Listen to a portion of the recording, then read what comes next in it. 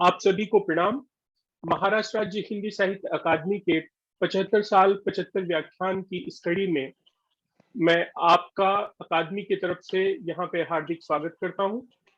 आज की ये व्याख्यान की छठवीं कड़ी है, छठवां व्याख्यान है और हमारे साथ बनारस हिंदू विश्वविद्यालय के जाने माने प्रोफेसर भाई प्रभाकर सिंह जी हमसे जुड़े हुए हैं, जो आज नवजागरण के दौर में हिंदी की साहित्यिक संस्थाओं के बारे में अपने व्याख्यान को केंद्रित रखेंगे। भाई डॉक्टर प्रभाकर सिंह इलाहाबाद जिले में मानपुर गांव में सन 1979 में आपका जन्म हुआ। इंटरमीडिएट तक की शिक्षा आपने गांव से ही की।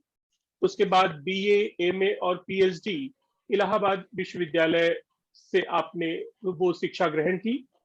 उच्चतर शिक्षा सेवा आयोग इलाहाबाद उत्तर प्रदेश से प्रवक्ता के रूप में चयनित होकर वर्ष 2004-2005 ईस्वी तक स्नातकोत्तर महाविद्यालय पट्टी प्रतापगढ़ में आपने अध्यापन कार्य किया। वर्ष 2005 ईस्वी से काशी हिंदू विश्वविद्यालय के हिंदी विभाग में आप अध्यापन के कार्य से जुड़े हुए हैं।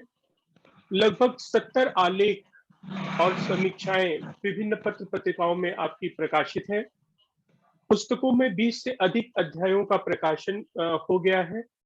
ई पाठशाला, हिंदी साहित्य कोश और उत्तर प्रदेश राजश्री टंडन मुक्त विश्वविद्यालय में विभिन्न पाठ्यक्रम सामग्रियों के प्रकाशन हेतु आपका चयन हुआ और आपने उसमें अपना योगदान दिया। आपकी कुछ कविताएं भी प्रकाशित हैं। उपन्यास मूल्यांकन के नए आयाम और रीति काव्य मूल्यांकन के नए आयाम संपादित पुस्तकों का प्रकाशन हुआ है। और इस बीच भारतीय भाषाओं में रामायण एक महत्वपूर्ण पुस्तक जिसके संपादन कार्य से आप जुड़े रहे। आधुनिक साहित्य विकास और विमर्श पुस्तक आपकी बहुत चर्चा में रही, प्रकाशित है। साहित्य का इतिहास लेखन, परंपरा और इतिहास दृष्टि पुस्तक पे आपका काम चल रहा है। इसके अलावा भाषा विमर्श और रीति काव्य पर शोध कार्य आप लगातार उनके शोध कार्यों से जुड़े हुए हैं। और कोविड के पिछले दो सालों का जो पूरा समय रहा, जहां पे हम ऑनलाइन माध्यम से इंटरनेट पे अलग अलग प्लेटफॉर्म पे हम जिन विद्वानों को सुनते रहे, उसपे मुझे लगता है कि सबसे बड़ी साझेदारी जिन लोगों की रही उसमें भाई प्रभाकर सिंह का एक महत्वपूर्ण नाम है। हम काशी में नहीं हैं, हम बीएचयू में नहीं है, लेकिन बावजूद उसके इन माध्यमों से हम लगातार उनसे जुड़े रहे, उनको सुनते रहे। मैं एक बार पुनः महाराष्ट्र राज्य हिंदी साहित्य अकादमी की तरफ से सर आपका यहाँ पे हार्दिक स्वागत करता हूँ और आपको आमंत्रित करता हूँ कि आप आए और आज के अपने विषय पर केंद्रित अपना व्याख्यान यहाँ प्रस्तुत करें। आदरणीय प्रोफेसर प्रभाकर सिंह जी। शुक्रिया भाई मनीष जी। आजादी के अमृत महोत्सव के उपलक्ष्य में ये व्याख्यानमाला जो आयोजित हो रही है, उसमें आप ने यह व्याख्यान आयोजित किया है, जो संयोजन किया है, उसमें मुझे बातचीत करने के लिए आपने आमंत्रित किया, इसके लिए बहुत शुक्रिया। मैं आभार व्यक्त करता हूँ महाराष्ट्र शासन का, सांस्कृतिक कार्य विभाग, महाराष्ट्र राज्य हिंदी अकादमी मुंबई का, हिंदी एवं इतिहास विभाग के एम अग्रवाल कॉलेज महाराष्ट्र का, और इनसे जुड़े हुए विशेष रूप से डॉक्टर अनीता मन्ना जी जो प्राचार्य हैं के एम अग्रवाल महाविद्यालय, डॉक्टर सचिन निम्बालकर जी का सदस्य सचिव महाराष्ट्र राज्य हिंदी, डॉक्टर अनघा राणे जी का इतिहास विभाग के एम कॉलेज, और संयोजन कर रहे डॉक्टर मनीष कुमार मिश्र जी का। आप सभी का बहुत आभार प्रकट करता हूं, विशेष रूप से भाई मनीष जी का और अपने साथियों का। इस विषय पर बातचीत करने के लिए आज हम यहाँ एकत्रित हुए हैं और यह विषय है जिस पर मैं आपसे कुछ संवाद करूंगा। नवजागरण के दौर में हिंदी की साहित्यिक संस्थाएं। साथियों, इसमें बातचीत का सिलसिला मैं शुरू करूं उसके पहले इस विषय का चुनाव मैंने क्यों किया ये आपसे साझा करना चाहता हूं। प्रायः बातचीत के क्रम में हम नवजागरण पर चर्चा करते हैं, हम साहित्य के इतिहासकारों पर चर्चा करते हैं, नवजागरण के चिंतकों पर चर्चा करते हैं, भाषाविदों पर चर्चा करते हैं, तमाम सारे संदर्भों पर बातचीत हम करते हैं, लेकिन नवजागरण के दौर में, आजादी के स्वाधीनता आंदोलन के दौर में, खासकर हिंदी प्रदेश में जिन संस्थाओं ने अभूतपूर्व योगदान दिया, आजादी के उस उत्सव में, या कहा जाए स्वाधीनता आंदोलन के दौरान, भाषा को लेकर, साहित्य के को लेकर, भाषा और साहित्य के विकास को लेकर, और उसके साथ साथ जो एक नवजागरण की जो पूरी चेतना है, जिसको विकसित करने का काम, जिसको प्रभावित करने का काम इन संस्थाओं ने किया, प्रायः हम इनका नाम लेकर छोड़ देते हैं, इन पर विमर्श नहीं करते। मैं हिंदी साहित्य का विद्यार्थी हूँ, हिंदी साहित्य में अध्यापन करता हूँ। हम अपने विद्यार्थियों से बातचीत के क्रम में यह बताते हैं या पढ़ाते भी हैं कि किस तरह से काशी नागरी प्रचारणी सभा ने, हिंदी साहित्य सम्मेलन प्रयाग ने, हिंदुस्तानी एकेडमी ने, और इसके अलावा तमाम सारी संस्थाओं ने, या हिंदी परिषद प्रयाग ने हिंदी भाषा और साहित्य के विकास में अभूतपूर्व योगदान दिया। दूसरे, आप ये कह सकते हैं कि यह संस्थाएं नवजागरण के दौर की हैं, और नवजागरण की जो पूरी चेतना है, जो हिंदी नवजागरण की पूरी चेतना है खासकर, उसको इन संस्थाओं ने कैसे उसके विकास में महती योगदान दिया।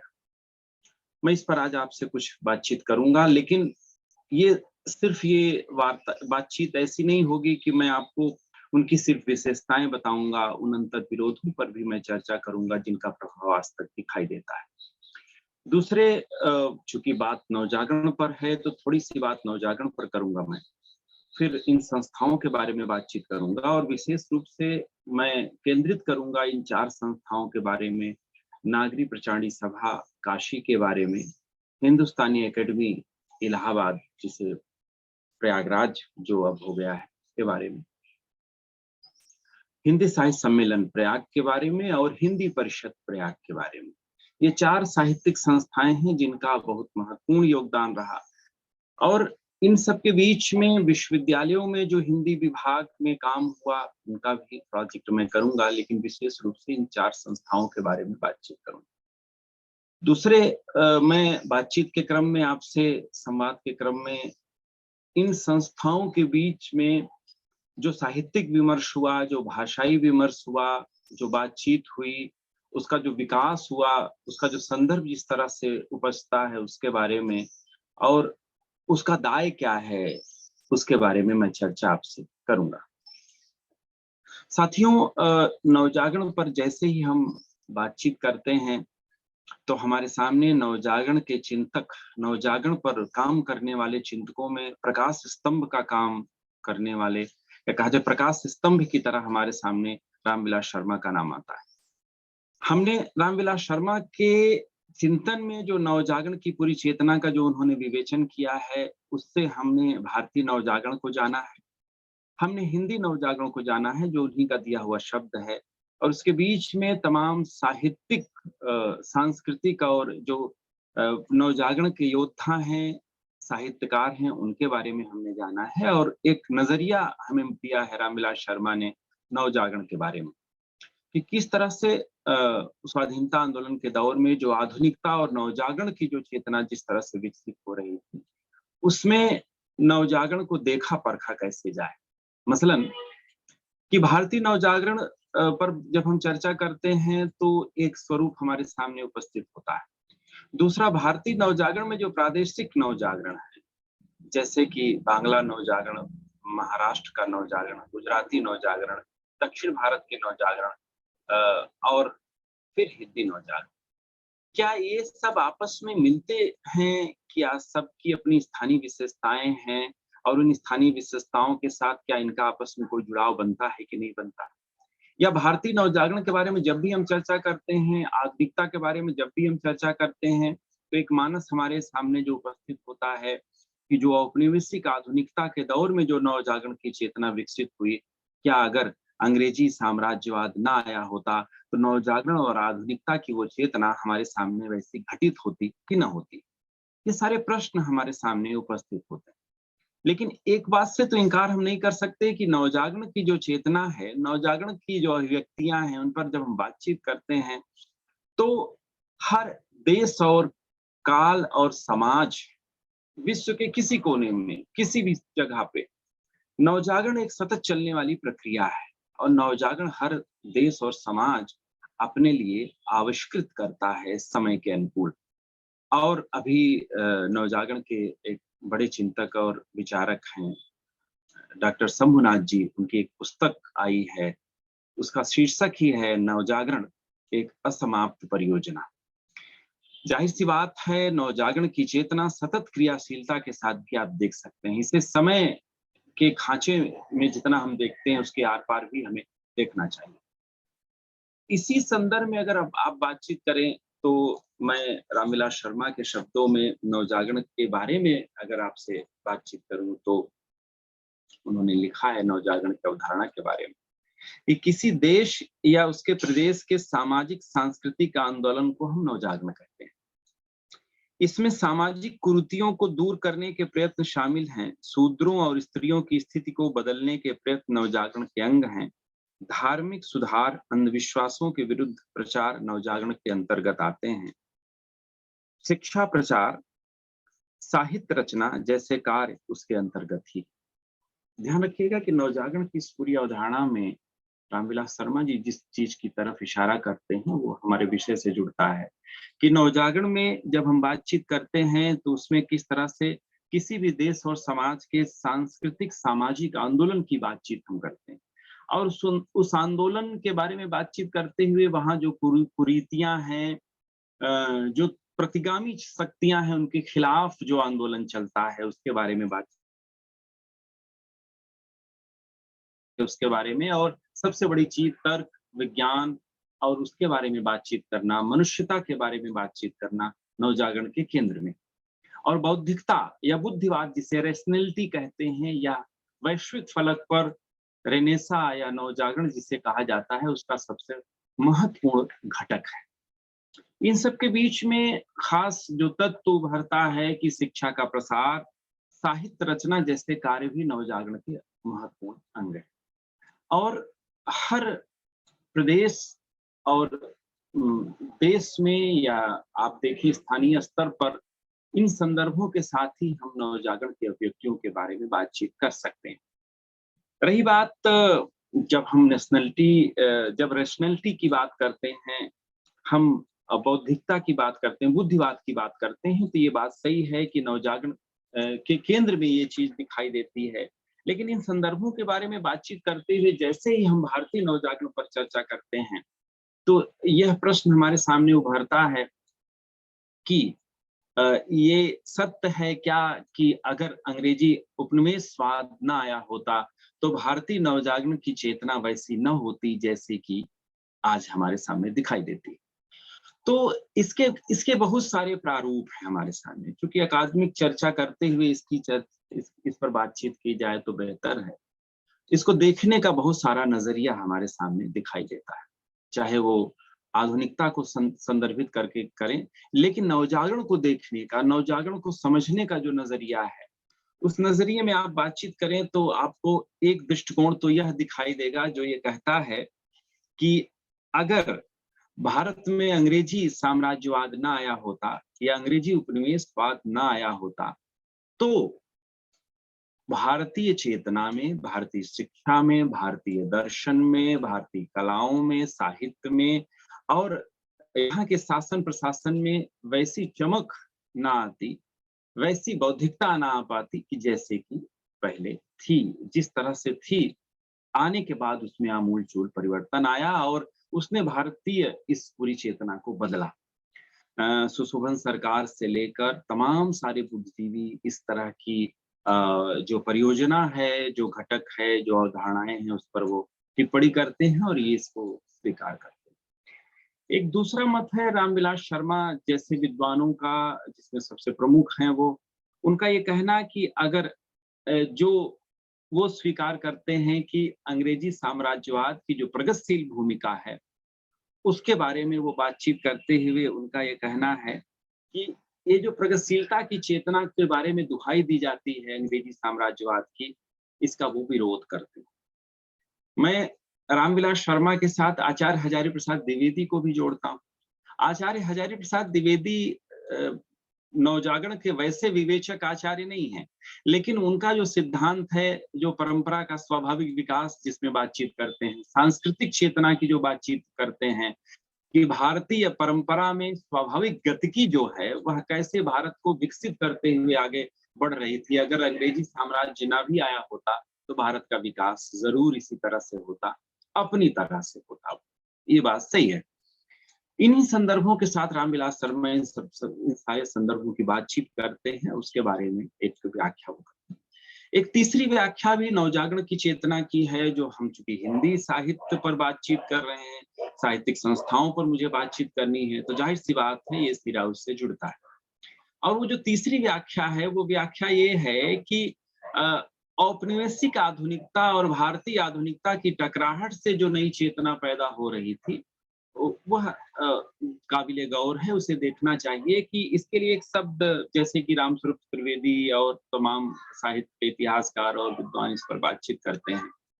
उन लोगों ने इसके बारे में बातचीत की और ये बताया और नवजागरण पर चिंतन करते हुए कि विरुद्धों के सामंजस्य के साथ हमारी नवजागरण की चेतना विकसित होती। और ये विरुद्धों का सामंजस्य है कि अंग्रेजी साम्राज्यवाद की बहुत सारी चीजें नकार देने लायक नहीं है। अंग्रेजी साम्राज्यवाद के बहुत सारे संदर्भ को नकार देने लायक नहीं है। उसमें से जो खूबसूरत चीज है और भारतीय जो चेतना है उसकी जो खूबसूरत चीज है, दोनों के साथ जो द्वंद्व जो टकराहट होती है, उसके बाद जो एक नई चेतना विकसित होती है, उसी चेतना को हम नवजागरण की खूबसूरत या बौद्धिक चेतना कह सकते हैं। ये मसला ये नहीं है कि इसमें कौन सी चेतना या कौन से संदर्भ बेहतर हैं, कौन से नहीं हैं। हम संवादी भूमिका में जब बातचीत करते हैं तो हमारे सामने विमर्श पर जब हम बातचीत करते हैं तो बहुत सारे स्रोत हमारे सामने होने चाहिए। उन स्रोतों के साथ, उनके अंतर्विरोधों के साथ हमें बातचीत करना चाहिए। साथियों, एक और चीज मैं जोड़ना चाहूंगा कि समकालीन विमर्शों के बीच में अगर आप बातचीत करें तो वहां भी नवजागरण को देखने का अपना एक नजरिया है। मसलन कि जैसे ही अस्मितामूलक विमर्श की हम बातचीत करते हैं, दलित आंदोलन की बातचीत करते हैं, हाशिए के समाज के आंदोलन की बातचीत करते हैं, तो वह बार बार अंग्रेजी उपनिवेशवाद के उन दृष्टिकोणों की प्रशंसा करते हैं। इसका यह मतलब नहीं है कि अंग्रेजी साम्राज्यवाद के समर्थक थे। वो अंग्रेजी साम्राज्यवाद के उन संदर्भों की प्रशंसा करते हैं जो भारतीय चेतना को विकसित करने वाला था, भारतीय जड़तावादी व्यवस्था को तोड़ने वाला था, अंधविश्वास को तोड़ने वाला था, खासकर शिक्षा को लेकर। आप ध्यान दीजिए, महात्मा ज्योतिबा फूले के बारे में बातचीत करें, आप बाबा भीमराव अंबेडकर के बारे में बातचीत करें, तो इनका वो नजरिया काबिले गौर है, सुनने लायक है, समझने लायक है, जिसमें वो कहते हैं कि वो जो वर्चस्वशाली अभिजात जो परंपरा थी शिक्षा में, जिसका वर्चस्व था, जो स्त्रियों और दलितों के लिए स्पेस नहीं दे रहा था, उस जड़ता को तोड़ने का काम अंग्रेजी साम्राज्यवाद की उस शिक्षा प्रणाली ने दिया, उस संदर्भों ने दिया और एक नया समाज हमारे लिए खुला। यह एक तत्व है, एक देखने का नजरिया। इसका मतलब ये नहीं कि आप उस नजरिए का सामान्यीकरण कर दीजिए। बौद्धिक विमर्शों में, बातचीत में हम चीजों का सामान्यीकरण कर देते हैं, ये खतरनाक चीज है। मुझे लगता है संवाद की भूमिका में जैसे ही बातचीत आप करते हैं, आप चीजों को देखते और परखते हैं, तब आपके सामने वो चीजें जो रूपायित होती हैं उससे स्पष्ट होती है। जो चीज वह यह कि साहित्य के समाज में, साहित्य के घटकों में, उसके विवेचन विश्लेषण में इन संदर्भों के साथ विस्तार से हम चर्चा कर सकते हैं। उन्हीं संदर्भों के साथ हमें इसको देखना और परखना चाहिए। बहरहाल ये तो एक विमर्श के दायरे हैं। इन्हीं संदर्भों के साथ हम जब प्रवेश करते हैं साहित्य में, साहित्य के संदर्भों के साथ, तो हिंदी नवजागरण के बारे में थोड़ी सी चर्चा यहाँ पर लाजमी है, उस पर बातचीत करना। जैसा कि मैंने एक प्रश्न किया, आपको बताया कि भारतीय नवजागरण की चेतना पर जब हम बातचीत करते हैं तो भारतीय नवजागरण की इस चेतना में एक बात स्पष्ट रूप से दिखाई देती है कि अलग अलग स्थानीय नवजागरण की चेतना के साथ हिंदी नवजागरण की चेतना पर जब हम बातचीत करते हैं, उसका दायरा थोड़ा ज्यादा व्यापक हमें नजर आता है। लेकिन इसका ये मतलब नहीं कि उसका सिरा एक दूसरे के साथ जुड़ा हुआ नहीं है। इस संदर्भ में जब आप चर्चा करें तो आपके सामने एक चीज स्पष्ट रूप से नजर आती है कि भारतीय नवजागरण के जो प्रादेशिक नवजागरण है, मसलन कि आप देखें कि एक विमर्श चला हुआ है कि बांग्ला नवजागरण का जो सार तत्व है वो बुद्धिवाद है, जिसके प्रणेता राजा राम मोहन राय को आप मान सकते हैं। हिंदी नवजागरण का जो सार तत्व है राष्ट्रवाद या राष्ट्रवादी चेतना, उसे आप कह सकते हैं। दूसरी तरफ महाराष्ट्र का जो नवजागरण है, जो दलित चेतना से विकसित होता है, जिसमें ज्योतिबा फुले का नाम विशेष रूप से बाद में आप उसमें जोड़ सकते हैं। सुधारवाद के साथ जो चीजें चलती हैं, महादेव गोविंद रानाडे का नाम। इसी तरह से तमिल नवजागरण का जो सार तत्व है वह ब्राह्मणवाद का विरोध है और द्रविड़ चेतना है, जो पेरियार के यहाँ दिखाई देती है। और इसी तरह से केरल नवजागरण का जो सार तत्व है वो दलित चेतना में दिखाई देता है, जिसमें नारायण गुरु का नाम ले सकते हैं। ये एक सिनेरियो हमारे सामने बनता है।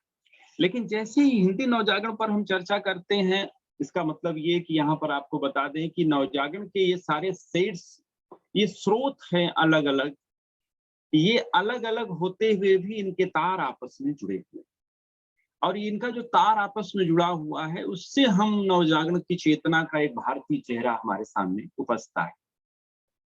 यहीं पर आप ये कह सकते हैं कि नवजागरण की चेतना बहुस्रोत परकता के साथ हम देख और परख सकते हैं। और इसमें जो सबसे महत्वपूर्ण चीज है, जो हिंदी नवजागरण के बारे में जब हम बातचीत करते हैं, इन संस्थाओं के बारे में जो हम चर्चा करेंगे, तो उसका मसला उसके साथ कैसे जुड़ता है। अब यहाँ पर हिंदी नवजागरण की जो सबसे महत्वपूर्ण विशेषता है, उसके बारे में कहा जाता है कि राष्ट्रीय चेतना का विकास किस तरह से, राष्ट्रवाद का विकास जिस तरह से, राष्ट्रीय चेतना के विकास के संदर्भ में अगर बातचीत करें खासकर, तो इसमें स्थानीयताओं से ज्यादा एक व्यापक राष्ट्रीय बोध, स्वाधीनता आंदोलन का यहाँ दिखाई देता है। और उसके संदर्भ में खास ये कि यहाँ पर इसकी विवेचना करते हुए रामविलास शर्मा ने स्पष्ट रूप से ये बताया है कि किस तरह से महासंग्राम 1857 का इसका पहला पड़ाव है, भारतेंदु हरिश्चंद्र का युग इसका दूसरा पड़ाव है, द्विवेदी युग तीसरा और छायावाद चौथा। इसी संदर्भ में वो ये बात कहते हैं कि जो हिंदी नवजागरण की पूरी चेतना है, यह बाकायदा यहाँ के जो साहित्यकार हैं, जो साहित्यिक व्यक्तित्व हैं, वह सामाजिक व्यक्तित्व के रूप में, आंदोलन धर्मी व्यक्तित्व के रूप में उनको आप देख और परख सकते हैं। और यह हिंदी नवजागरण की खासियत है। इसी संदर्भ में जब वो बातचीत करते हैं तो भारतेंदु हरिश्चंद्र का नाम लेते हैं। भारतेंदु हरिश्चंद्र के साथ बालकृष्ण भट्ट, चंद्रधर शर्मा गुलेरी, उसके साथ साथ महावीर प्रसाद द्विवेदी, आचार्य रामचंद्र शुक्ल, सूर्यकांत त्रिपाठी निराला, प्रेमचंद, इन सबका नाम वो लेते हैं। और इन्हीं के साथ आप एक और भी लंबी रचनात्मक पृष्ठभूमि है इस दौर की, जिसके बारे में चर्चा कर सकते हैं। यहाँ आपको मैं बता दूं कि जैसे ही इन सारे संदर्भों की बातचीत होती है, तो इन संदर्भों के बारे में ये कहा जाता है कि हिंदी नवजागरण की इन सारी ये सारी जो विशेषताएं हैं, ये सारे जो बड़े इसके विवेचक जो चिंतक हैं, साहित्यकार हैं, जो साहित्यिक और स्वाधीनता आंदोलन के योद्धा की तरह जो दिखाई देते हैं, ये इन सब की रचनात्मकता का स्रोत कहाँ पर आप देख और परख सकते हैं। तो उसके बहुत सारे अवयव हमारे सामने दिखाई देते हैं। एक दृष्टिकोण तो यह कि वो जो सामाजिकता की जो चेतना थी, जो सामूहिकता की चेतना थी, जो ब्रह्म समाज से लेकर आर्य समाज और थियोसॉफिकल सोसाइटी, प्रार्थना समाज, इन सब में, सत्य शोधक समाज, इन सब में हम देख रहे थे, उसका प्रसार, उसका विस्तार उस सामाजिकता, उस सामूहिकता का तदी समाज जैसी संस्था में होता है। वो एक नवजागरण की चेतना का एक घटक वह है, हिंदी नवजागरण जिसमें जुड़ता है। लेकिन एक दूसरा संदर्भ आता है भाषा का, साहित्य का। इसमें जो भाषाई नवजागरण जिसे आप कह सकते हैं, जो भाषा का नवजागरण जिस तरह से विकसित होता है, उस नवजागरण के विकास में क्या वजह थी कि इन संस्थाओं के बारे में विशेष रूप से चर्चा की जानी चाहिए, जहां पर ये चीजें घटित होती। ये एक दूसरा पड़ाव है जिस पर मैं आपसे बातचीत करूं। इसके लिए कुछ प्रश्न हमारे सामने उपजते हैं। पहले वो प्रश्न हम रख लेते हैं, तब वो बात ज्यादा मायने रखती है। साथियों की यूं कि इन संस्थाओं का विकास आप देखें तो किस तरह से भारतीय भाषा के बीच में जो हिंदी का विकास जिस तरह से हो रहा था, हिंदी के विकास की पृष्ठभूमि जिस तरह से बन रही थी, उसको अपनी तरह से इतिहास लेखन को लेकर, भाषा के इतिहास को लेकर, व्याकरण के इतिहास को लेकर और हिंदी में नागरी लिपि के विकास को लेकर, उसको लेकर एक दृष्टिकोण के साथ ये संस्थाएं विकसित हुई। दूसरा ये था कि इसमें इसको परस्पर जब हम देखते हैं तो एक व्याख्या ये निकल कर आती है कि उस दौर में जो जिस तरह से उपनिवेशवादी ताकतों ने या कहा जाए औपनिवेशिक संस्कृति ने हिंदी भाषा और साहित्य के विकास को लेकर जो बातचीत शुरू की, जो इतिहास लेखन किया उन्होंने, जिस तरह से अनुवाद उन्होंने किया, उस पर हस्तक्षेप करते हुए इन संस्थाओं ने अपनी तरह से हिंदी की जातीय परंपरा को विकसित करते हुए हिंदी साहित्य और हिंदी भाषा के विकास को अपनी तरह से विवेचित विश्लेषित करने का काम किया। ये आपको याद मैं दिला दूं कि स्पष्ट है कि हिंदी साहित्य का इतिहास लेखन फ्रेंच विद्वान गार्सा द तासी ने किया। उसके बाद ग्रियर्सन ने महत्वपूर्ण इतिहास लेखन का काम किया औपनिवेशिक युग में, और एफईके का काम हुआ। और आप ध्यान दीजिए इसकी जोरदार दस्तक इतिहास लेखन में जिस तरह से हिंदी साहित्य के इतिहास लेखन में होती है, उसका एक सिरा फोर्ट विलियम कॉलेज से भी जुड़ता है। और आप उसको और उस सिरे को विस्तृत तरीके से संस्थाओं के बारे में मैं बातचीत करता हूँ। सर विलियम जोन्स का नाम जिसमें हम लेते हैं, आप जानते हैं रॉयल एशियाटिक सोसाइटी। आप देखें कि उस पूरे औपनिवेशिक अभियान में जिस तरह से भारतीय भाषाओं को लेकर, भारतीय चिंतन परंपरा को लेकर, भारतीय दर्शन और कला को लेकर जो व्यापक विवेचना का दौर शुरू हुआ, उसमें औपनिवेशिक दृष्टि जिस तरह से भारतीय चेतना को विवेचित करती है, जिस तरह से वो उसके साथ अपना संबंध बनाती है और वो हमारे सामने और विश्व के सामने भारतीयों का वह चेहरा प्रस्तुत करती है, उसे बहुत गहराई से देखने की जरूरत है। एक तरफ तो ये सत्य है कि उसमें विलियम जोन्स से लेकर आप देखें कि मैक्स मूलर तक का नाम प्राच्य विद्या विमर्श का एक पूरा वो संदर्भ आप इससे देख परख सकते हैं। इस पर बहस अलग से की जा सकती है, मैं उसे छोड़ता हूँ। सिर्फ आपको संकेत करते हुए ये मैं बता रहा हूँ कि फोर्ट विलियम कॉलेज में अगर हिंदी गद्य की पुस्तकें तैयार कराई जा रही थी तो हिंदी अधिकारियों को हिंदी भाषा सिखाई जा रही थी और इसके साथ साथ भारतीय भाषाओं से उनका साबका कराया जा रहा था, उनको शिक्षा दी जा रही थी। तो इसका मतलब ये नहीं कि भारतीय भाषाओं का विकास करना अंग्रेजी साम्राज्यवाद के दृष्टि में था और उनके नियत में था। असल में भाषा का विकास तो हो रहा था अपनी तरह से, लेकिन साहित्य के साथ, इतिहास के साथ वह खिलवाड़ कर रहे थे। वह बाकायदा नियोजित तरीके से हमारे इतिहास बोध को किस तरह से भ्रष्ट कर रहे थे। साहित्य के इतिहास लेखन की परंपरा में आप ध्यान दीजिए, हिंदी साहित्य के इतिहास लेखन की परंपरा में किस तरह से गार्सा द तासी ने विक्टोरियन युग को या विक्टोरिया को जो समर्पित किया है, वो जो इतिहास उन्होंने, और फिर गियर्सन ने जिस तरह से समर्पण किया है या लिखा है उनके बारे में, विक्टोरियन युग के बारे में, कि भारतीय समाज इतना खुशहाल पहले कभी न था जितना कि विक्टोरियन युग में है। वो आप ध्यान दीजिए कि उसके बारे में 1857 से 1887 के बीच में का जो समय है वो लगभग उसको वो दर्ज करते हैं। उसके बारे में ये जो संदर्भ उपजता है, इसमें आप देखें कि साहित्य और भाषा के विकास का एक जो औपनिवेशिक मॉडल वो प्रस्तुत कर रहे थे हिंदी का, उसी के समानांतर हिंदी साहित्य का इतिहास लिखा जाना शुरू हुआ और उसी के माध्यम से हिंदी भाषा का इतिहास लिखा जाना शुरू हुआ। हिंदी भाषा और साहित्य के इतिहास लेखन की परंपरा के साथ व्याकरण का लेखन भी शुरू हुआ। आपको ये बता दें कि सिर्फ यह भाषाई विकास का मसला नहीं था, ये नवजागरण की चेतना का भाषाई पक्ष था, साहित्यिक पक्ष था, जिसको आप इस नजरिए से देख सकते हैं, जिसमें हिंदी नवजागरण सबसे सर्वोपरि दृष्टिकोण के साथ आपके सामने उपस्थित होता है। मैं इन संदर्भों पर बातचीत करते हुए आपके सामने थोड़ा सा इन संस्थाओं पर थोड़ी चर्चा करता हूँ। एक पक्ष तो इसका ये बनता है, इन्हीं संदर्भों के साथ आप देखें कि जो अंग्रेजी औपनिवेशिक उन संदर्भों में आपको भाषा और साहित्य के मार्फत हिंदी और उर्दू का जो विवाद था वो भी उन्हीं के द्वारा किस तरह से उसको पुष्पित पल्लवित किया गया। और ये यह विवेचना उनकी कि किस तरह से हिंदू बनाम मुसलमान का जो द्वंद्व है, वो जो एक दूसरे के सामने खड़ा कर देने का हर संदर्भ में, उसका उसके संदर्भ में भी आप इन संस्थाओं की व्याख्या कर सकते हैं। ये बात सही है कि हर जगह आपको वो लोकतांत्रिक चेतना नहीं मिलेगी, वहाँ कई बार अंतर्विरोध ग्रस्त नजरिया भी आपको नजर आएगा।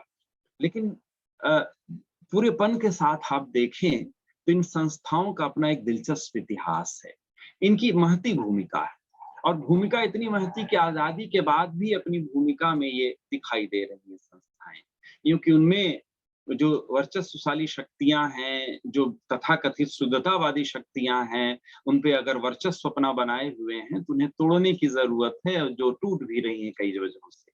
तभी आजादी के बाद जो भाषा के विकास, साहित्य के विकास का मसला है वो तब पूरा होता है।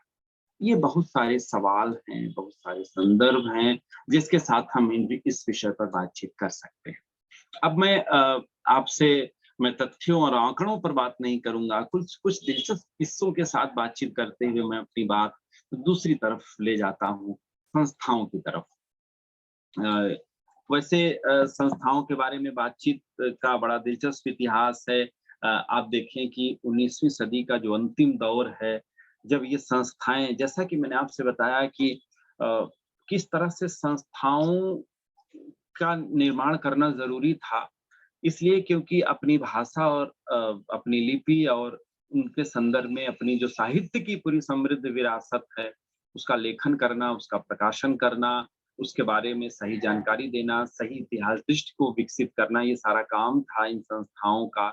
लेकिन क्या ये संस्थाएं अपने मोटो या जो उनका जो नजरिया था उसमें सफल हो पाई कि नहीं, कहाँ तक विकसित हो पाई, यह एक विमर्श का विषय है। बहरहाल आप देखें कि नवजागरण के दौर में जो भाषाई संगठन जो विकसित हुए, संस्थाएं जो विकसित हुई भाषा को लेकर, खासकर हिंदी पर हम जब बातचीत करते हैं, हिंदी की जो साहित्यिक संस्थाएं, उसमें भाषा संवर्धनी सभा 1877 में अलीगढ़ में विकसित हुई, काशी नागरी पिछाड़ी सभा 1893 में काशी यानी बनारस में विकसित स्थापित हुई, हिंदी साहित्य सम्मेलन का जो काशी नागरी पिछाड़ी सभा के गर्भ से ही पैदा हुई, उसका विकास हुआ 1910 में, उसकी स्थापना हुई प्रयाग में, और हिंदुस्तानी अकेडमी जो 1927 में जिसकी स्थापना हुई प्रयाग इलाहाबाद में, और वहीं पर एक संस्था है हिंदी भारतीय हिंदी परिषद प्रयाग, जो 1942 में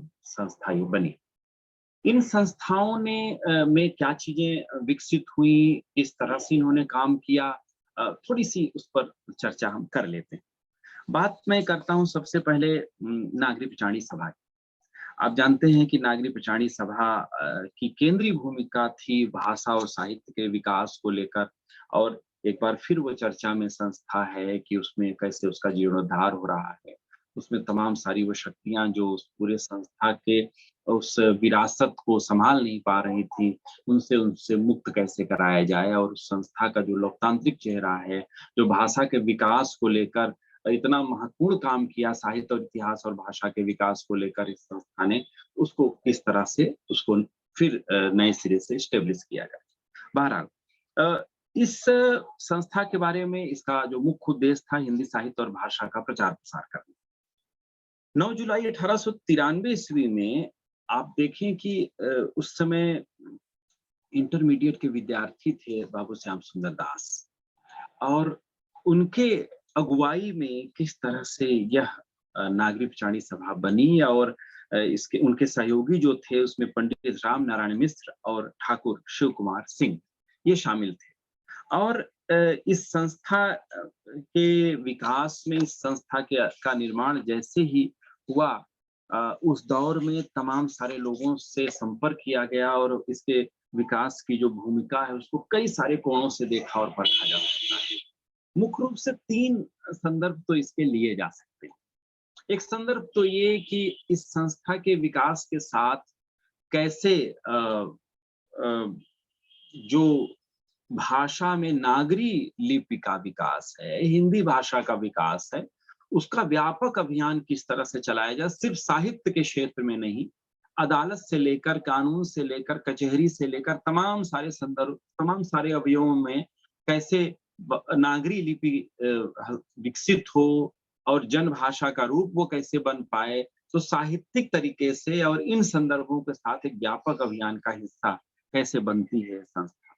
दूसरी चीज कि इसी संस्था में आप देखें कि आपको दिखाई पड़ेगा जिसमें यहाँ पर खास तौर पे इस संस्था को लेकर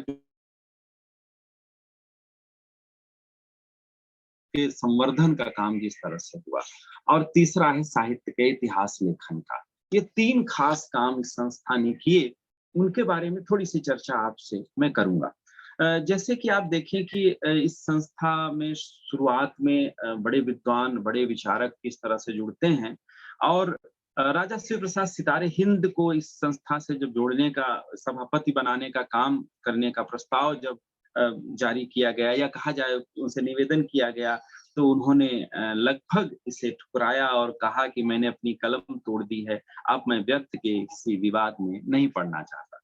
इस वाक्य का अर्थ अगर आप समझें तो हिंदी उर्दू का जो विवाद था, उसका रूप किस तरह से एक ग्रहण कर चुका था, और उसमें राजा शिव प्रसाद सितारे हिंद और एक तरफ राजा लक्ष्मण सिंह, भारतेंद्र हरिश्चंद्र के 2 साहित्यिक गुरु, जिसमें संस्कृत तत्समता की तरफ झुकाव था राजा लक्ष्मण सिंह का, और राजा शिव प्रसाद सितारे हिंद फारसी और उर्दू के किस तरह से पक्षधर थे।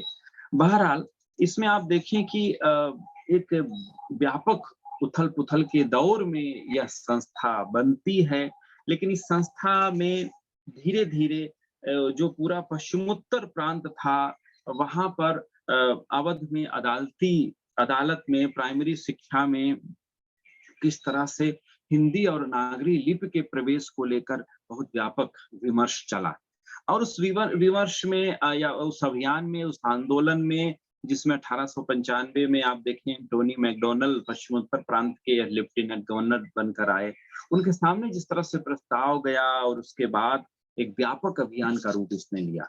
और इस अभियान के बारे में संदर्भ में बातचीत करें तो आपको बताऊं कि एक हस्ताक्षर अभियान चलाया गया, और उस हस्ताक्षर अभियान में बहुत सारे लोगों का नाम लिया जाता है। विशेष रूप से उसमें जो सभा हुई, नागरी कोर्ट मेमोरियल एक बना, और उसपे जो हस्ताक्षर का अभियान चला, उसमें केदारनाथ पाठक का बहुत बड़ा योगदान था। केदारनाथ पाठक ने लगभग कानपुर, लखनऊ, बलिया, गाजीपुर, गोरखपुर, इटावा, अलीगढ़, बहुत सारे शहरों में उन्होंने हस्ताक्षर का अभियान चलाया। इसके चलते उन्हें उनके ऊपर राजद्रोह का मुकदमा भी चला। लेकिन इन सब के बीच में आप देखें कि सबसे सार्थक तरीके से हस्तक्षेप जिन लोगों ने किया, उसमें पंडित मदन मोहन मालवीय का नाम लिया जाता है। पंडित मदन मोहन मालवीय को प्रतिनिधि बनाकर इसके लिए भेजा गया, इस प्रतिनिधि मंडल का।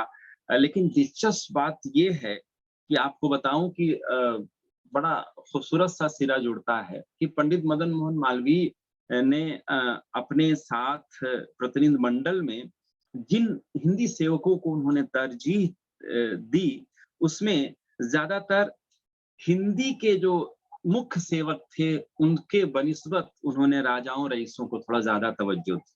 मुझे लगता है उनका विजन काशी हिंदू विश्वविद्यालय था, और उसके चलते उन्हें दान लेना था, यह भी एक चीज सोची जा सकती है। जिसके साथ आपको मैं बता दूं, सरस्वती पत्रिका के अप्रैल 1900 के अंक में छपे हुए, जिसमें पश्चिमोत्तर प्रदेश और अवध में नागरी अक्षर का प्रचार, ये शीर्षक से वो छपा है, जिसमें 17 राजाओं का जिक्र है। महाराजा सर प्रताप नारायण सिंह बहादुर से लेकर राय निहाल चंद बहादुर और पंडित सुंदरलाल, मुंशी माधवलाल, तमाम सारे नाम इसमें शामिल हैं।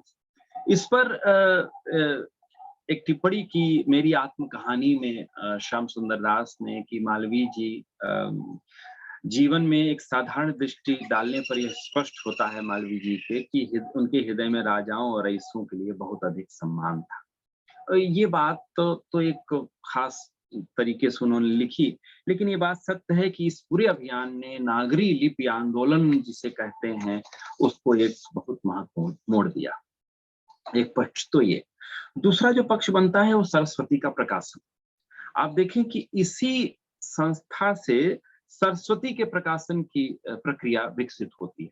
सरस्वती के प्रकाशन की प्रक्रिया इस तरह से विकसित होती है कि 1900 में सरस्वती का जो पहला अंक निकला, उसमें बाबू जो इंडियन प्रेस के मालिक बाबू चिंतामणि घोष थे, उन्होंने बाबू श्याम सुंदर दास को प्रस्तावित किया एक पत्रिका निकालने के लिए, और उन्होंने उन्हें संपादक का कार्यभार सौंपा।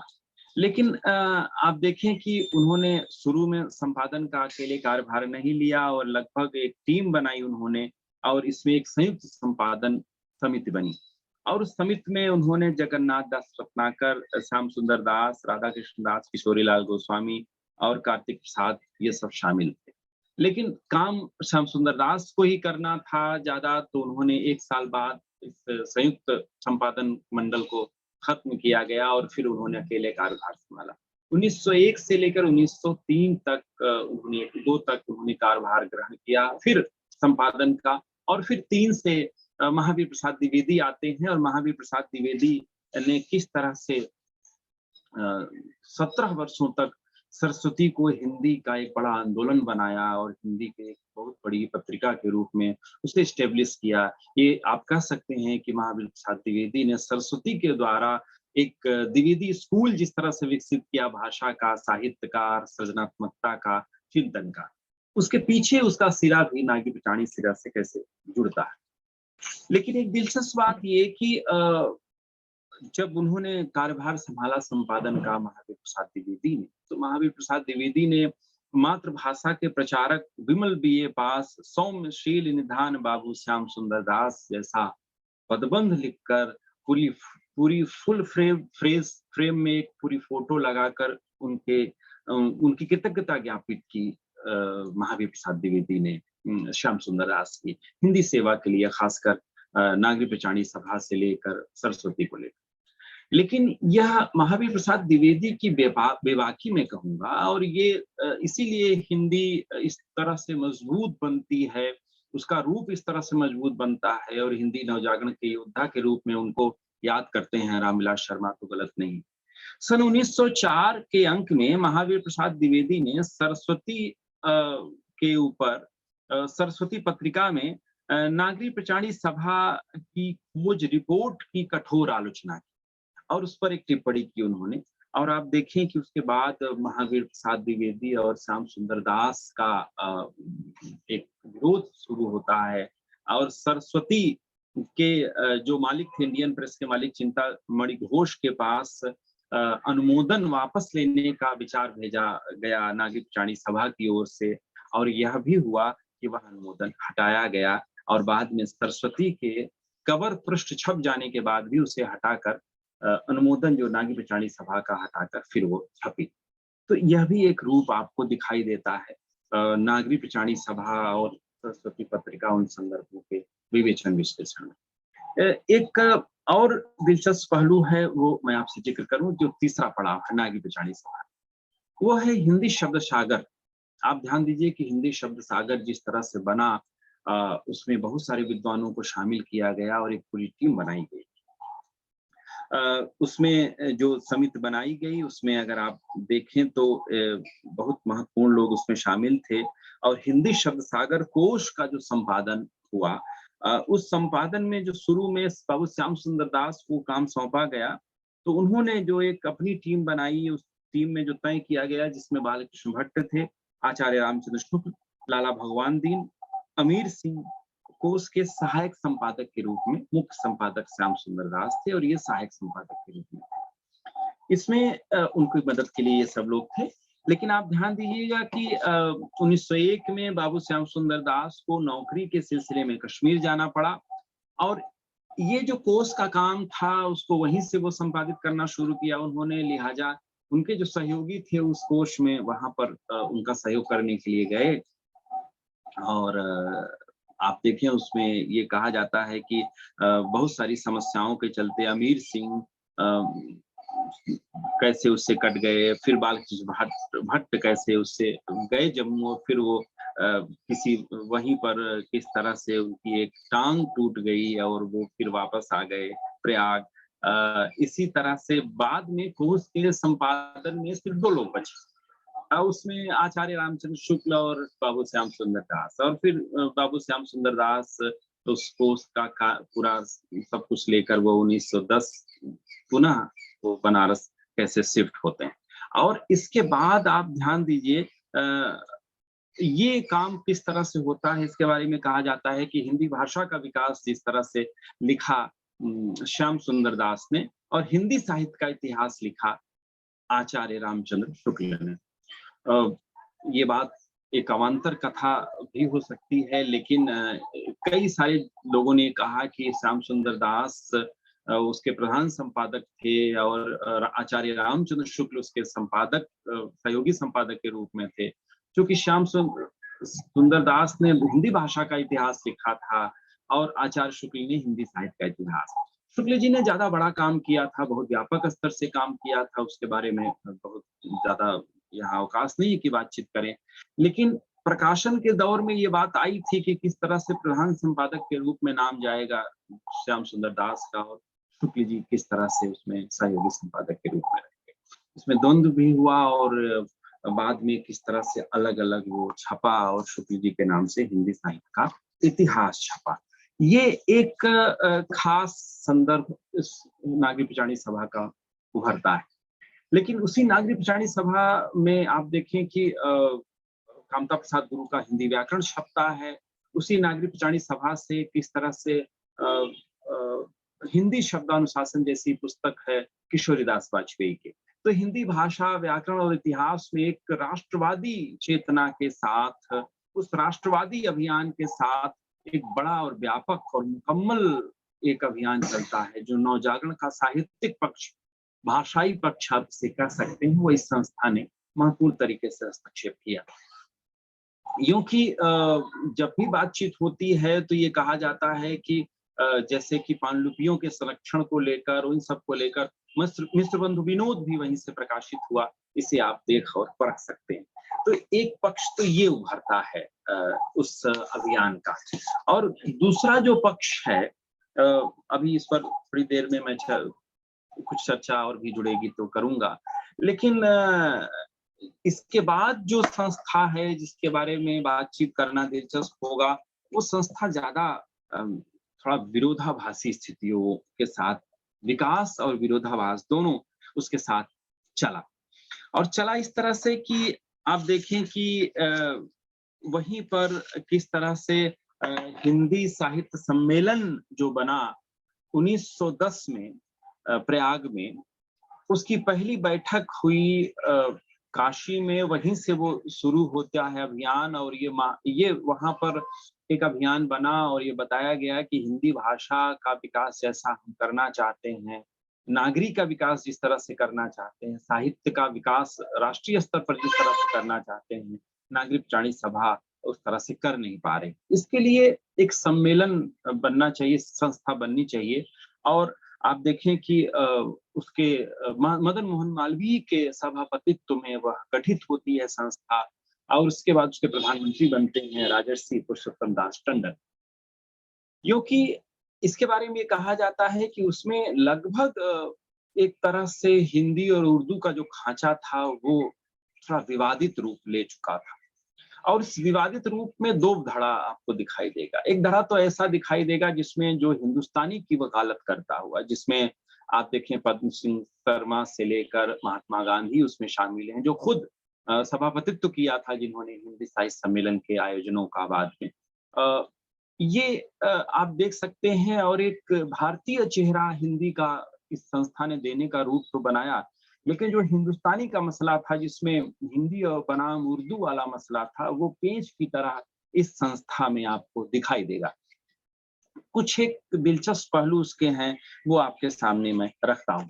जैसे कि आप देखें कि इस संस्था में ही किस तरह से उसके बारे में जैसे ही बातचीत होती है, उसमें उसके संदर्भ में अगर आप बातचीत करें, उसके उसके बारे में बातचीत करें, तो जो बहुत सारे संदर्भ हमारे सामने आते हैं, उनके बारे में हम जब चर्चा करते हैं, खासकर साहित्य सम्मेलन के संदर्भ में, तो वो हिंदी बनाम उर्दू वाला जो मसला था, उसका एक स्वरूप आपके सामने मैं रखता हूँ। आप देखें कि गोविंद नारायण मिश्र जो सभापति थे, उन्होंने सभापति के भाषण में जो दूसरा सम्मेलन का सभापतित्व किया उन्होंने, और उस भाषण में उन्होंने क्या कहा? अरबी फारसी पढ़े लिखे मुसलमानों के सिवाय हिंदू भी स्वार्थवश मातृभाषा से मुंह तोड़ विदेशी भाषा की शिक्षा में प्रवृत्त हो, उसका क्रम से प्रचार भी करने लगे। अपनी भाषा को भी इन्होंने दुरंगी चितकबरी बनाना आरंभ कर दिया। साथ ही मुसलमानों ने भी बढ़ाकर हाथ मारे और देखते ही देखते पंजाब, पश्चिमोत्तर मध्य देश के अधिकांश निवासियों में मातृभाषा को घृणा की दृष्टि से देखने की कुचाल चल पड़ी।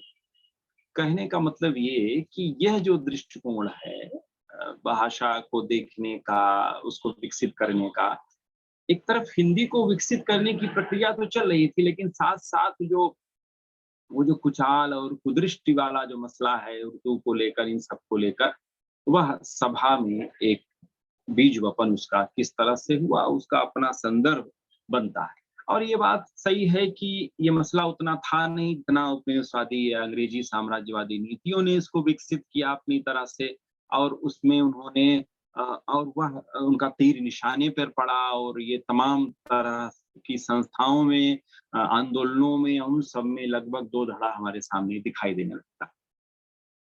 यहाँ आप देखें कि उस दौर के साहित्यकार, उस दौर के जो प्रगतिशील बुद्धिजीवी थे या राष्ट्रीय आंदोलन से जुड़े हुए बड़े राजनेता और साहित्यकार, चिंतक थे, उनको ये पता था कि हिंदी और उर्दू असल में अलग नहीं है, ये उसी भाषा की शैलियाँ हैं हिंदी की, लेकिन इन्हें कैसे अलगाया गया है। एक कविता है अकबर इलाहाबादी की, अकबर इलाहाबादी हिंदी उर्दू के विवाद को विवाद की तरह न लेकर चुटकी की तरह कैसे लेते हैं। उन्होंने लिखा है, हम उर्दू को अरबी क्यों न करें, हिंदी को वह भाषा क्यों न करें, झगड़े के लिए अखबारों में मजमून तराशा क्यों न करें, आपस में अदावत कुछ भी नहीं लेकिन एक अखाड़ा कायम है, जब इससे फलक का दिल बहले हम लोग तमाशा क्यों न करें। तो ये अकबर इलाहाबादी कह रहे हैं उस दौर में, और उन्हें पता है कि यह जितना है नहीं उतना है, ये तमाशा का रूप कैसे धारण कर चुका है। आप देखें कि इसमें मदन मोहन मालवीय का दृष्टिकोण, महात्मा गांधी का दृष्टिकोण, पद्म सिंह शर्मा का दृष्टिकोण ज्यादा बैलेंस है, ज्यादा उसे आप कह सकते हैं समावेशी है, और भारत की जो बहुलतावादी भाषिक जो नीति है, और इवन की जब हम हिंदी प्रदेश कहते हैं तो हिंदी तो एक नहीं है, उसकी बहुत सारी बोलियां हैं जिसके समुच्चय से हिंदी बनती है, जिसमें उर्दू से लेकर उसकी ब्रज है, अवधी है, खड़ी बोली उसका प्रतिनिधित्व करती है, और इसके साथ साथ भोजपुरी है और मगही है, मैथिली है, बघेली है, ये सारी बोलियां आती हैं। इन सारी बोलियों के बीच, इन सारी बोलियों के साथ मिलकर हिंदी अपना रूप बनाती है, उसका एक समुच्चय बनता है। तो ये एक विवाद उस समय चला हिंदी साहित्य सम्मेलन का, और उसमें वो चीजें किस तरह से विकसित हुई, उसका विकास जिस तरह से हुआ, वो भी समझने लायक है। एक आध छोटा उदाहरण आपके सामने पढ़ता हूँ। जैसे कि मदन मोहन मालवीय ने जब भाषा के बारे में बातचीत हुई तो हिंदी राष्ट्रभाषा के बारे में तो उन्होंने टिप्पणी की कि अंग्रेजी उपनिवेशों में जहां जहां हिंदुस्तान बसते हैं, हिंदी भाषा का ही प्रयोग किया जाता है। मेरा मतलब उस भाषा से है जिसे हिंदू और मुसलमान दोनों बोलते हैं। उसे चाहे आप उर्दू कहें, हिंदी कहें अथवा हिंदुस्तानी कहें, वह है एक भाषा। उसके नाम भर तीन हैं, व्याकरण भी एक ही है, अर्थात जड़ तीनों की एक है। ये मदन मोहन मालवीय कहते हैं, तो उनको ये महसूस होता है, उन्होंने देखा, समझा, और व्यापकता के साथ इस दृष्टिकोण पर वो बातचीत करते हैं। इसी के साथ महात्मा गांधी भी आप जानते हैं, उन्होंने तो विस्तार से इस पर लिखा है, और दक्षिण भारत प्रचार सभा जैसी संस्था जो उन्होंने हिंदी प्रचार सभा 1918 में जो स्थापित हुई एनी बेसेंट के सहयोग से महात्मा गांधी के साथ मिलकर महात्मा गांधी जी ने किया करवाया उससे, तो वो भी एक संस्था जो हिंदी नवजागरण के दौर में महत्वपूर्ण भूमिका अपनी भाषा में अदा करती सॉरी। ये एक रूप तो बनता है, लेकिन एक तीसरी जो संस्था है उसके बारे में थोड़ी सी चर्चा कर लें, वो जरूरी है। और वो चर्चा इसलिए जरूरी है कि वो संस्था ज्यादा काबिले तारीफ है इस संदर्भ में। उसके बारे में आपके सामने मैं चर्चा करता हूँ, और वो संस्था है हिंदुस्तानी अकेडमी। साथियों, हिंदुस्तानी अकेडमी का जो की स्थापना हुई, जिसे हम हिंदी उर्दू की सामासिक संस्कृति कहते हैं, उसके मोटो के साथ हुई। सिर्फ इतनी ही नहीं, हिंदी की जो शैलियां हैं, जिसमें ब्रज है, जिसमें अवधी है, भोजपुरी है और उर्दू, ये उसके बाकायदा स्थापना जहां से हुई, उसी में लिखा गया कि उसके विकास के लिए यह संस्था बनती है। और हिंदुस्तानी अकेडमी 22 जनवरी 1927 को संयुक्त प्रांत की सरकार द्वारा बनाई गई। उसका उद्घाटन विलियम मॉरिस ने लखनऊ में किया। इसमें जिन लोगों का सहयोग था, जिनकी वजह से यह संस्था बनी, उसमें राय राजेश्वर बली, पंडित यज्ञ नारायण उपाध्याय, हाफिज हिदायत, डॉक्टर तेज बहादुर सप्रू, ये उसमें शामिल थे।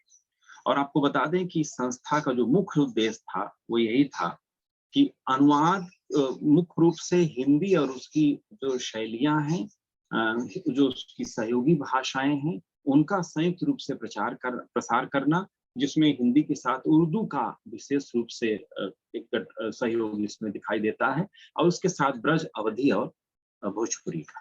तो इसके बाद आप देखें कि संस्था से जो जुड़े हुए लोग थे, जो सदस्य थे संस्था के, वो बड़े लोग थे, जिसमें सूर्यकांत त्रिपाठी निराला, राजर्षि पुरुषोत्तम दास टंडन, संपूर्णानंद, गोविंद चंद पांडे, तेज बहादुर सप्रू और राम कुमार वर्मा इसके सदस्य रहे संस्था के। सचिव के रूप में डॉक्टर ताराचंद, डॉक्टर धीरेन्द्र वर्मा, उमा शंकर शुक्ल, जगदीश गुप्त ने इसमें भूमिका निभाई। और इस संस्था में जिन साहित्यकारों की रचनाओं को पुरस्कृत किया गया या उनको पुरस्कृत किया गया, उसमें प्रेमचंद, गुलाब राय, सैयद नकवी और राम नरेश त्रिपाठी, रामचंद्र शुक्ल का नाम लिया जाता है। खासियत इस संस्था की ये रही कि इसमें वैचारिक और सृजनात्मक साहित्य के विकास को लेकर, उसके प्रकाशन को लेकर काम किया गया। आप देखें कि उस दौर में हिंदी भाषा के विकास को लेकर जिस तरह से नागरिक पिचाणी सभा ने काम किया, वैसे ही हिंदी जो विश्वविद्यालय थे, जो हिंदी विभाग में जो काम होने चाहिए थे वो नहीं हो पा रहे थे, लिहाजा इन संस्थाओं ने वो काम किया और उसमें हिंदुस्तानी अकेडमी में उसकी भूमिका में आगे उसको विकसित करने का काम डॉक्टर धीरेन्द्र वर्मा ने किया। डॉक्टर धीरेन्द्र वर्मा की जो पुस्तक है हिंदी भाषा का इतिहास, वो यहीं से प्रकाशित हुई। अवधी का विकास, एवोल्यूशन ऑफ अवधी, बाबूराम सक्सेना की यहीं से विकसित हुई, प्रकाशित हुई। और एक बड़ी दिलचस्प किताब है पूर्व ब्रज भाषा, जो शिव प्रसाद सिंह की पुस्तक है, उनका बहुत अच्छा रिसर्च है, वह भी हिंदुस्तानी अकेडमी से प्रकाशित हुई। आपको बता दें कि हिंदुस्तानी अकेडमी लगभग 18 से 20 हजार ग्रंथ उसके पुस्तकालय में हैं।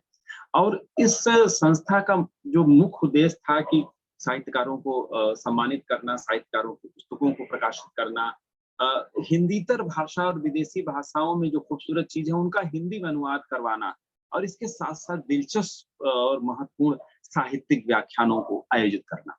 मुझे याद आता है कि इन्हीं व्याख्यानों की सीरीज में एक महत्वपूर्ण व्याख्यान हुआ था हिंदुस्तानी अकेडमी से, जो हिंदी आलोचना की महत्वपूर्ण आलोचनात्मक कृति बनती है, व्यवहारिक आलोचना की, विजय देव नारायण शाही की पुस्तक है जायसी। तो जायसी पर उन्होंने जो व्याख्यान दिया था हिंदुस्तानी अकेडमी से, वह प्रकाशित हुआ। इसके अलावा बहुत सारे दस्तावेज के रूप में वहां व्याख्यान मौजूद हैं, जिनको इन दिनों फिर से प्रकाशित किया गया। सम्मान के संदर्भ में आप देखें तो उस पूरी फहरिस्त में लगभग किस तरह से 1998 के आसपास नामवर सिंह सम्मानित हुए। उसके बाद वो लगभग बीच में बंद हो गया था, लेकिन फिर 2018 से ये प्रक्रिया शुरू हो गई।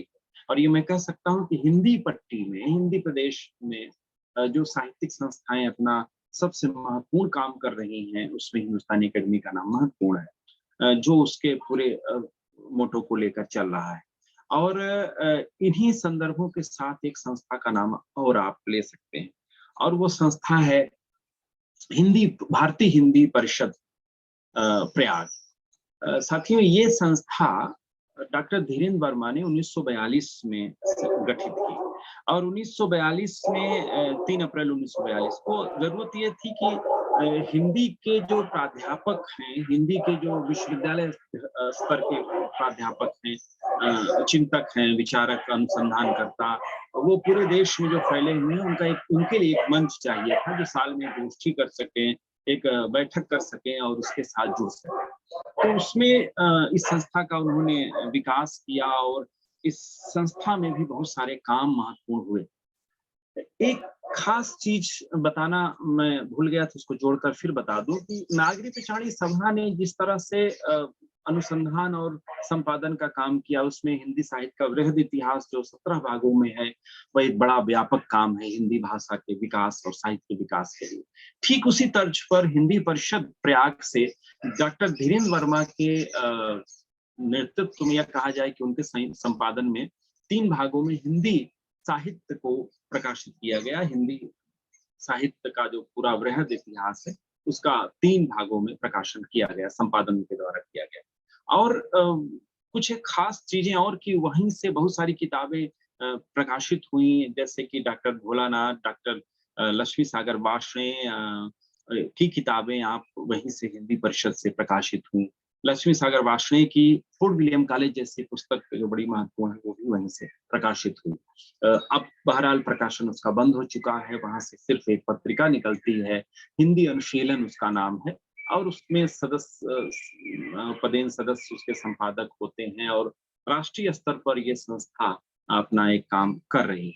लेकिन बात मैं अंतिम पड़ाव में अपने ले चल रहा हूँ कि इन साहित्यिक संस्थाओं ने जिन चीजों को लेकर विकास का जो पैमाना बनाया, जिस तरह से विकास करना था उनको, जिस तरह से उद्देश्य लेकर वो नवजागरण की चेतना को लेकर वो चले, क्या आजादी के बाद वह उस तरह से रहा कि नहीं? तो मुझे लगता है कि जैसे कि कहा जाता है कि 1857 के महासंग्राम के बाद 1857 से 1947 के बीच में औपनिवेशिक आधुनिकता के बीच में एक चेतना जो विकसित हो रही थी, जो उपनिवेशवाद के खिलाफ भी चल रही थी, लेकिन अंदर अंदर कैसे उस औपनिवेशिक नीतियों के साथ एक गठबंधन भी अपना बनाए हुए थे।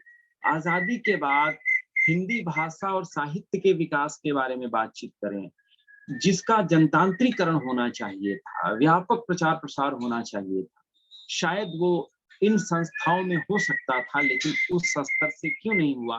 उसके पीछे यही था कि चाहे वो विश्वविद्यालय हों, चाहे संस्थाएं हों, वहां पर जो वर्चस्वशाली शक्तियां हैं, एक विशेष शुद्धतावादी शक्तियां हैं, जो व्यापक जन समुदाय को उसके साथ नहीं जोड़कर देखना चाहती, बातें बड़ी बड़ी करती हैं, बहुत सारा उद्देश्य वो लेकर चलती हैं, लेकिन कहीं न कहीं विशेष रूप से वो जो जाति बिरादरी का मसला, संस्थाओं में वर्चस्व का मसला, तमाम सारे संदर्भ, ये जो जड़तावादी मूल्य हैं, इसके साथ इन संस्थाओं पे काबिज लोग उसको विकसित नहीं होने दिए।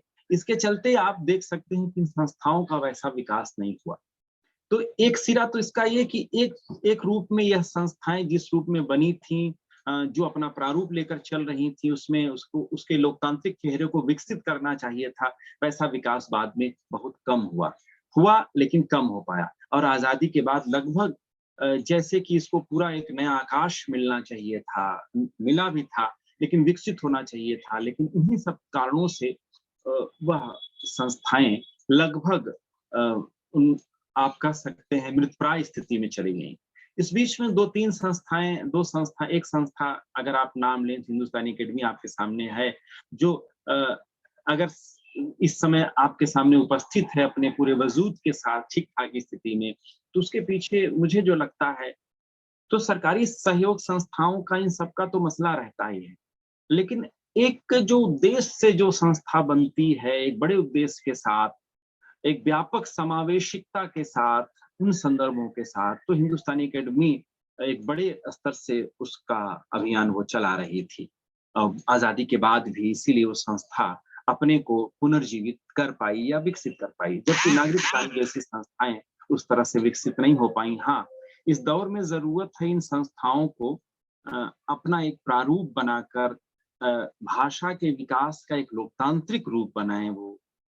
एक व्यापक संदर्भ के साथ, नए दौर में नए विमर्शों के साथ जो चीज़ें आ रही हैं, उसके साथ जुड़कर एक व्यापकता के साथ हिंदी का एक नया मानचित्र जो उभर रहा है, हिंदी की जो नई आधुनिकता उभर रही है, उसके साथ इनका एक चेहरा बन सकता है। साथियों, ये कुछ बातें मुझे कहनी थी, चूँकि ये बातें टूटी-फूटी थी, लेकिन साहित्यिक संस्थाओं का अपना महत्व कैसे होता है, उन संस्थाओं का कैसे भाषा के विकास में महत्वपूर्ण योगदान होता है, साहित्य के विकास में और उसके लोकतांत्रिक रूप को विकसित करने में, तो इन संस्थाओं ने बहुत महत्वपूर्ण योगदान दिया है और आज भी अपनी तरफ से दे रही हैं, लेकिन उनका रूप बदलना चाहिए।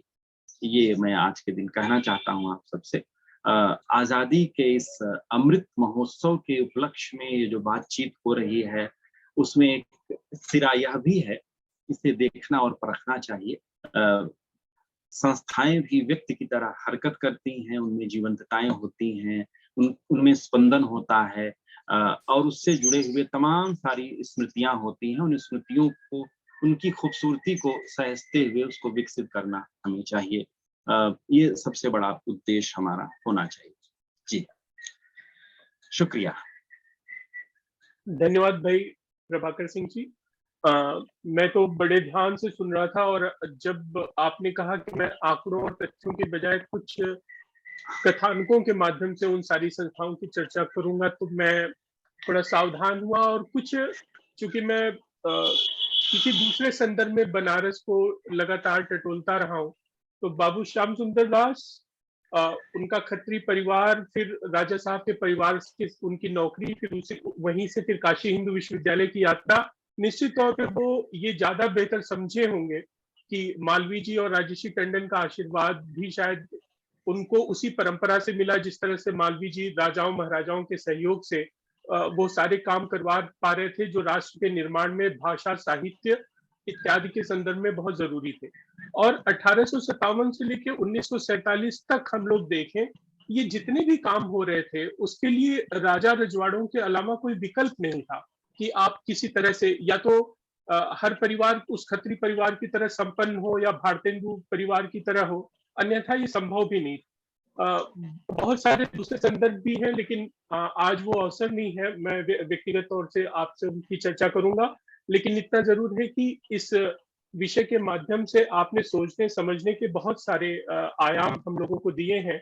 निश्चित तौर पे उस पर व्यापक चर्चा होनी चाहिए और आपका ये सारगर्भित व्याख्यान आज का निश्चित तौर पे अध्ययन अध्यापन से जुड़े हुए हमारे तमाम साथियों के लिए बड़ा महत्वपूर्ण रहेगा। जैसा कि सर मैंने आपको बताया कि ये व्याख्यान इंटरनेट के माध्यम से, यूट्यूब चैनल के माध्यम से हमेशा जो शोधार्थी हैं, जो इस विषय में रुचि रखते हैं, उनके लिए उपलब्ध कराया जाएगा।